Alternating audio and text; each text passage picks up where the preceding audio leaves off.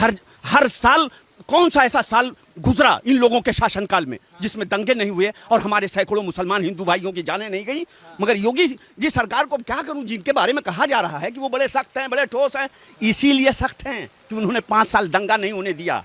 गुंडों के, माफियाओं की उठा के पीछे से कीला ठोक दिया, ऐसा ठोक दिया कि भी निकलने वाला नहीं। जैसे गधे को शेर की खाल पहना दी जाए तो वो शेर नहीं हो सकता, ऐसे किसी को अगर मसीहा कह दिया जाए उनसे कुछ आशा रखते हुए तो वो मसीहा नहीं हो जाएगा। यही हाल मुख्तार अंसारी। तालिबानियों ने अफगानियों को मारा तो उनका अन्याय जग जाहिर हुआ और योगी जी ने इनके भरम जाल पर ठोका और भरम जाल को तोड़ा और वो गधा चलाया हनुमान वाला। मऊ विधानसभा मुख्तार अंसारी का गढ़ कहा जाता है कि मुख्तार अंसारी को यहाँ से हराना बिल्कुल ही नामुमकिन शब्द है कि मुख्तार अंसारी यहाँ से हार जाए। और ये मऊ की जनता है, कहा जाता है कि मुख्तार अंसारी जो थे वो मुसलमानों के मसीहा थे, कहते हैं ऐसा लोग। और हम मुसलमानों के बीच ही आए हुए हैं और इनसे जानने की कोशिश करेंगे क्या सच में वो मसीहा थे। और जो कहा जाता है विपक्ष के द्वारा कि मुख्तार अंसारी मुसलमान थे इसलिए उन्हें आज जेल में डाला गया है और इसलिए आज उन्हें परेशान किया जा रहा है। जैसे उत्तर प्रदेश विकास कार्यों में सर्वोपरि है, मुस्लिम हितैषी होने में भी सर्वोपरि है, क्योंकि जितनी भी विकास योजनाएं धरती पर उतरी हैं उसमें अल्पसंख्यकों का हिस्सा बहुत अच्छा है, उनके संख्या के अनुपात से अधिक है। अब यहाँ वैक्सीनेशन को ले लीजिए, पूरे उत्तर प्रदेश ने रिकॉर्ड बनाया। हाँ, सबने लगवा लिया, फ्री वैक्सीनेशन लगवाया है। लोग कहते थे कि नहीं लगवा पाएंगे, नहीं लगवा पाएंगे। योगी जी महाराज ने हर हर मदरसे में कैंप लगवा के और उन मदरसे वालों को भेज के और उनके दिल में भ्रम डाला गया था कि अगर लगवा लिए वैक्सीनेशन तो 2 साल के बाद मर जाओगे। अरे ये भी बोला था नपुंसक हो जाएगा, सपा के वर्ग जो हैं उन्होंने ही बोला था कि नपुंसक हो जाओगे, 2 साल में भीतर चले जाओगे शमशान कब्रिस्तान। तो योगी जी ने इसको हटा करके, इस भ्रम को खत्म करके सबको मदरसे बुला करके हर जगह कैंप लगवा करके लगाया। और मतलब आप मदरसा के प्रमुख हैं, मदरसे के असिस्टेंट प्रिंसिपल हैं हम। प्रिंसिपल हैं जी। तो आप मतलब सबको समझा रहे थे इस चीज? हाँ, इसको समझा रहे थे, तो जहाँ जा रहे थे समझाने, कैंप में बुलाने के लिए, लगवाने के लिए। हाल तो लोगों का रिएक्शन था कि नहीं लगवाएंगे, वो 2 साल के बाद मर जाएंगे। अच्छा। या तो हम नपुंसक हो जाएंगे। अच्छा। तो उनका वो भरम तोड़ करके हम लोगों ने लगवाया। तो पूरे प्रदेश में 5 करोड़ 9 लाख लोगों को वैक्सीनेशन लगाया गया और सर्वोत्तम प्रदेश बना हमारा। एक दिन में हमने 25 लाख वैक्सीनेशन करने का मतलब रिकॉर्ड बनाया। हाँ हाँ हाँ, 25 लाख से 44 लाख तक हर रिकॉर्ड बनाया। मगर मुसलमानों को फ्री वैक्सीनेशन में उनके अनुपात से अधिक वैक्सीनेशन करने का हमने रिकॉर्ड बनाया। और इसी बुनियाद पर मुख्तार अंसारी को विधायक बनाकर जो लोगों ने सपना देखा था कि हम उन्नति करेंगे, हम प्रगति करेंगे, इनके खिलाफ भय दिखाया गया था कि ये आएंगे तो तोड़ देंगे, कमर तोड़ देंगे, खा जाएंगे, कमर तोड़ देंगे। मगर इन्होंने कमर को मजबूत कर दिया, हमारी मदद करके, हर तरह से हमको सहायता पहुंचा करके, हमारे गरीबों को अन्न पहुंचा करके, यानी राशन की दुकान पे मुंह खोल करके, उसका दहाना खोल के हमारे घरों में हमारे बच्चों को जिंदगी प्रदान करके। इस कोरोना काल में हमारा मुस्लिम वर्ग, बुनकर समाज बहुत परेशान था भाई, लेकिन लॉकडाउन में यानी भूखमरी की नौबत थी, मगर फ्री राशन पहुंचा करके हम योगी जी महाराज का धन्यवाद ज्ञापित करते हैं। हम धन्यवाद देते हैं, उनको बधाई देते हैं कि बहुत अच्छा कार्य किया। और जो आशा मुख्तार अंसारी से थी विधायक बनाकर, उस आशा को योगी जी महाराज ने मुख्यमंत्री बनकर मऊ के निवासियों के लिए पूर्ण कर दिया है, वो आशा पूरा कर दिया है। तो हमने निर्णय किया है कि हम और जो हमारा समाज है ये फिर पुनः 2022 के इलेक्शन में योगी जी महाराज को प्रचंड बहुमत से मुख्यमंत्री बनाएगा और कमल पताका फहराएगा, मुख्तार अंसारी का झंडा नहीं लहराएगा। प्रिंसिपल साहब, आप तो गजब बता रहे हैं। ये जो स्थिति चल रही है कि मेरा मुसलमान तेरा मुसलमान, जो खेल चल रहा है, विपक्षी पार्टियां जब कहती हैं, आप लोग मुस्लिम होने के नाते कैसे देखते हैं जब ये सब चलता है? नहीं, वो लोग गलत भ्रमित करते हैं मुसलमानों को। हाँ। गरीब मुसलमान यहाँ बहुत ज़्यादा आवास योजना के अंतर्गत 2.5 लाख रुपया मिला है। जितने गरीब मुसलमान हैं सबको मिला और सबका घर बना है। एक भ्रमित यहाँ किया गया कि जब उनका पैसा लेंगे तो घर नहीं बेच पाएंगे। एक भ्रमित किया गया कि भगवा रंग का रंगवाना पड़ेगा। अच्छा। हम लोगों ने कहा कुछ नहीं होगा यार, ले लो। तमाम गरीब बस्तियों में चलिए हम दिखाते हैं कितना मुसलमानों खेल मतलब कौन खेलता था? सपा बसपा के लोग अच्छा, डरवाते थे, डरवाते हैं कि बीजेपी आई तो खा जाएगी आपको, मुसलमानों की दुश्मन है, ये है वो है, तो बाद में देना पड़ेगा। आवास ले लोगे तो बाद में सूद ब्याज के साथ देना पड़ेगा, ये सब बात है। ये सब बोला जाता है हाँ कि आवास ले लोगे तो भगवा लगना पड़ेगा, सूत आपकी जमीन खा जाएगी। हाँ जैसे किसान हाँ। चल रहा है वैसे ही। हाँ बस वही इसी तरह, लेकिन ऐसा हम लोग होने नहीं दे रहे हैं। हम लोग लगे हुए हैं कि नहीं हाँ, इधर आप लीजिए। हाँ आप लीजिए। तो आपको लगता है कि सही है सारा काम? अरे यहाँ बहुत ज्यादा आवास बना है मऊ जनपद में, मऊ जनपद में बहुत ज्यादा, और सबसे ज्यादा मुसलमानों का बना है। सबसे ज्यादा मुसलमान। हाँ क्योंकि मुसलमान क्योंकि गरीब, मुसलमान विरोधी मुसलमान गरीब है, भूमिहीन है, इसके बाद न जमीन है न घर है। ऐसा है कि तालिबान के द्वारा जो अन्याय किया गया अफगानियों पे, वो जग जाहिर है, वो सब जानते हैं कि तालिबानियों ने अफगानियों पे क्या अन्याय किया। तो तालिबानियों ने अफगानियों को मारा तो उनका अन्याय जग जाहिर हुआ, और योगी जी ने इनके भरम जाल पर ठोका और भरम जाल को तोड़ा, और वो गधा चलाया हनुमान वाला। तो हाँ, हनुमान जी वाला जो है वो गधा चला दिया इनके भरम जाल पे। तो मुसलमानों को तकलीफ नहीं है, इनका जो ओटवा खसक रहा है, योगी जी महाराज को जो मुसलमानों का सपोर्ट मिल रहा है, इसीलिए फट रही है, इसीलिए जल रहे हैं।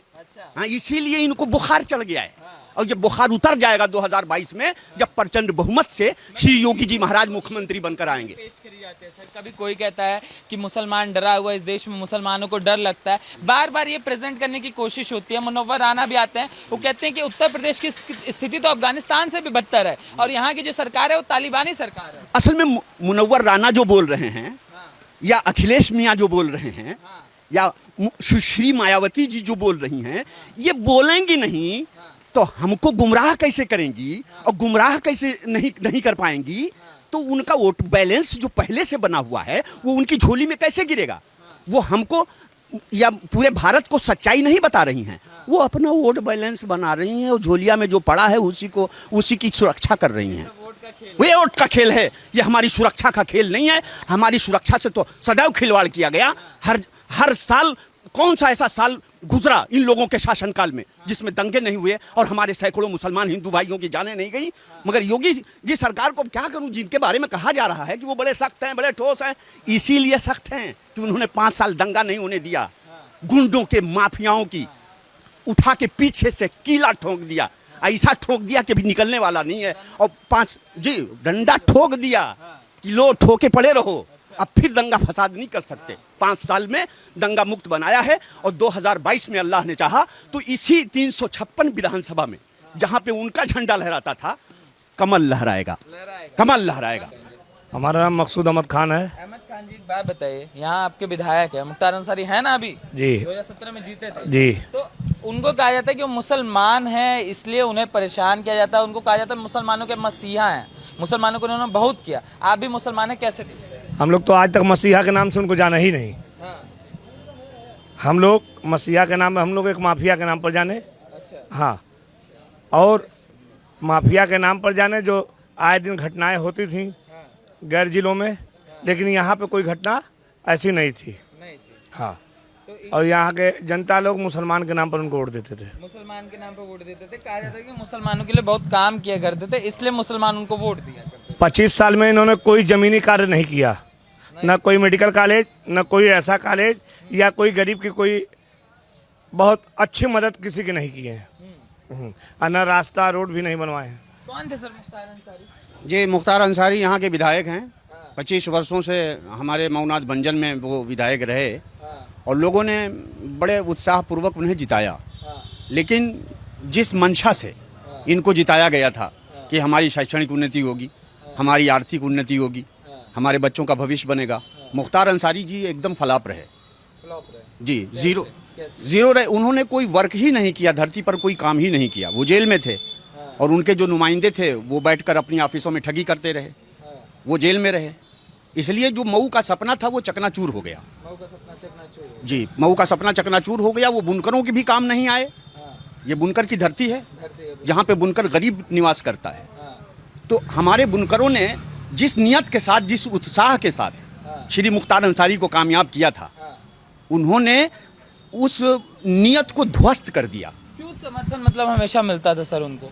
लोगों को आशा थी कि आशा थी किस चीज़? कि ये हमारी आर्थिक उन्नति में काम आएंगे। हाँ, इनके पास बल है, इनके पास शक्ति है, तो ये हमारे समाज को उन्नति प्रदान करेंगे। मगर उसके बरक्स हुआ, हाँ, उसके उल्टा हुआ, उसके विपरीत हुआ अच्छा, कि उनकी उन्नति तो हुई, हाँ, लेकिन जिस समाज ने उनको आगे बढ़ाया था हाँ, उसकी कुछ उन्नति नहीं हुई। उनकी बाहुबली कहे जाते थे, बाहुबली। वही बाहुबली समझकर ही लोगों ने सोचा था हाँ, कि शायद इनका बाहुबल हमारे समाज के उत्थान में काम आए। हाँ।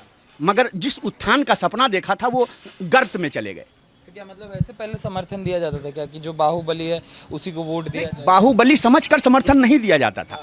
इनका एक सामाजिक मतलब इनके आबा व अजदाद, इनके बाप दादा जुड़े हुए थे, तो इनके बाप दादा के घराने की सेवा को देखकर लोगों को थोड़ी आशा जागी कि ये हमारा कार्य करेंगे। ये नहीं कर पाए। विफल रहे। जैसे गधे को शेर की खाल पहना दी जाए तो वो शेर नहीं हो सकता, ऐसे किसी को अगर मसीहा कह दिया जाए उनसे कुछ आशा रखते हुए तो वो मसीहा नहीं हो जाएगा। यही हाल मुख्तार अंसारी का है। मुख्तार अंसारी का, उनको तो रॉबिन हुड बोल देते हैं उनके समर्थक, कहते हैं रॉबिन हुड थे, अमीरों का लूटते थे, गरीबों में उनके बांटते थे। केसेस अदालत में चल रहे हैं। हाँ, ना हम उनको रॉबिन हुड कहेंगे, ना हम उनको कहेंगे कि ये अपराधी हैं, जब तक कि निर्णय नहीं आ जाता। लेकिन हमारी योगी सरकार ने हाँ, जो भी कार्य किया है वो किसी धर्म को देखकर नहीं, किसी संप्रदाय को देखकर नहीं, यानी एक निष्पक्ष भाव से अच्छा। श्री योगी जी महाराज ने गुंडों को, माफियाओं को सबक सिखाया है। ऐसा आपको लगता है? ऐसा हमको लगता है। अगर विपक्ष वाले तो कहते हैं आजम खां,